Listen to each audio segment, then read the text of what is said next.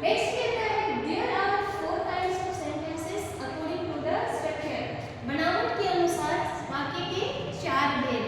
तो इससे पहले हम लोग जो पढ़े थे पिछले प्रीवियस क्लास में टाइप्स ऑफ सेंटेंस पढ़े थे, तो उसमें पर्पस के अनुसार था। उद्देश्य जब हम बोलते हैं, किसी से बात करते हैं, तो हम लोग वाक्य के अनुसार अपने मन के भावों या विचारों को प्रकट करते हैं, वाक्य के ही द्वारा करते हैं। और वो वाक्य होता है कि जब हम दूसरों से बात करते हैं, हमारा एक उद्देश्य होता है। जैसे कि किसी चीज को बताना हो तो हम लोग सिंपल सेंटेंस मतलब डिक्लेरेटिव सेंटेंस का प्रयोग करते हैं। और अगर किसी से कुछ पूछना है मतलब जानकारी लेना है तो क्वेश्चन पूछते हैं, उसके लिए आपका इंटेरोगेटिव सेंटेंस होता है। और जैसे होते हैं कि बड़े लोग जब छोटे को आदेश देते हैं, ऑर्डर देते हैं, या फिर कभी हमें किसी से मदद लेने की ज़रूरत हो तो हम लोग प्लीज़ या काइंडली वर्ड का यूज़ करते हैं। ऑर्डर हो गया, सजेशन हो गया, या फिर